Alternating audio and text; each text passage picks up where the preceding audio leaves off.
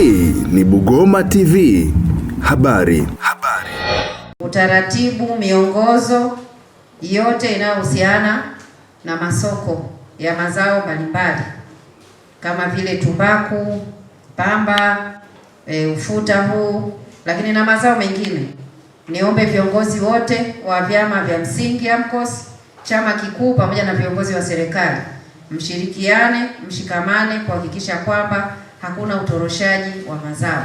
Mazao yote yaliyowekewa utaratibu wa masoko yauzwe katika utaratibu wa masoko hayo, kiwepo mfumo wa mazao ya kimkataba au masoko ya kimkataba pamoja na mfumo huu wa stakabadhi ghalani kwa mazao ambayo tumeshaainisha. Kwa hiyo hilo likafanyike na kuhakikisha hakuna mkwamo wala athari wala uharibifu wa aina yoyote unaotokea. Lakini jambo lingine kubwa ni kuhakikisha kwamba mazao yote yanayopelekwa kwenye masoko yanazingatia kanuni za mazao husika. Kwenye zao la tumbaku tunao utaratibu, kwenye zao hili la ufuta tunao utaratibu. Ni kuhakikisha kwamba wataalamu pamoja na AMCOS zetu mnasimamia kikamilifu ubora wa mazao yanayopokelewa kwenye masoko yetu ili wakulima waweze kupata bei nzuri zinazostahili na kuepuka na malalamiko yasiyo ya msingi. Jambo la 4, masuala ya mizani. Nisisitize tena, ni lazima kwenye uuzaji na ununuaji wa mazao zitumike mizani ambazo ziko kwenye utaratibu wa kisheria na sio vinginevyo. Swala la lumbesa lilishapigwa marufuku na hivyo hatutarajii kuona wananchi wetu au wakulima wetu wanauza mazao kwa kutumia lumbesa. Lumbesa ziko za aina nyingi, kuna lumbesa za ndoo, kuna lumbesa za gunia, kuna lumbesa za mifuko na kadhalika. Kinachotambulika kwa mujibu wa sheria ni kipimo cha mizani iliyothibitishwa, na hicho ndio kitumike kwenye maeneo yote ambako mazao ya wakulima yanakwenda kuuzwa na kununuliwa. Jambo la 5, maeneo ambayo yameainishwa kwa mujibu wa sheria, kanuni na taratibu na kupata vibali au leseni za bodi ya mazao mbalimbali kwa ajili ya ununuzi wa mazao. Hivyo ndio vituo ambavyo vitatumika au ndio maeneo maghala yatakayotumika na sio vinginevyo. Tumeanza kuwa na mifumo imetufikisha sokoni. Tumeanza kuleta wanunuzi tukawaingiza kwenye mifumo.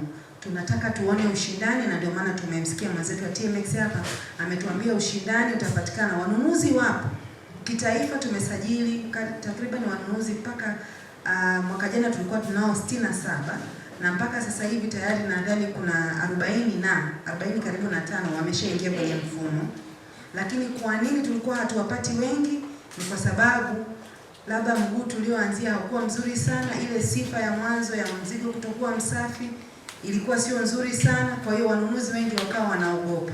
Lakini mwaka huu tumejipanga. Tumemsikia mwenzetu wa LATCO amesema sio 92%, sasa hivi tumeenda 99%, ameiacha moja ya ziada. Lakini cha muhimu sasa katika kupata wale wanunuzi, mifumo imekuja. Tunaleta ushindani ili ipatikane bei bora. Nia ya serikali ni kuweka uwazi, ni kuweka kupanua wigo wa ushiriki na kuweza kumsimamia mkulima na wote walioko kwenye mnyororo wa thamani ikiwemo wafanyabiashara wapate bei bora. Mizani ziko 22 katika vituo 25 vya kukusanyia, lakini kuna mizani 4 ambazo ziko katika utaratibu wa kuweza kuongezwa katika hivi vituo ambavyo vinahitaji mizani. Kwa upande wa vifungashio, mwenyekiti, tulikuwa na stock anzia. Stock anzia ambayo tulikuwa nayo katika maghala ya chama kikuu ilikuwa ni viroba 1089.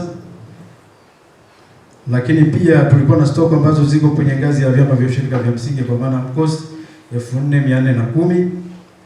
Lakini tuliagiza viroba 58,000 na ambavyo hivyo tayari tumeshapokea viroba 45,000 na vyote hivi 45,000 tayari tumeshapeleka kwenye ngazi ya AMCOS.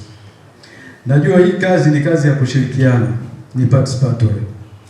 Ukiusoma mwongozo unaoongoza hii shughuli ya stakabadhi za ghala, tuna majukumu mbalimbali mle wadau ambao tumetajwa kwenye mwongozo.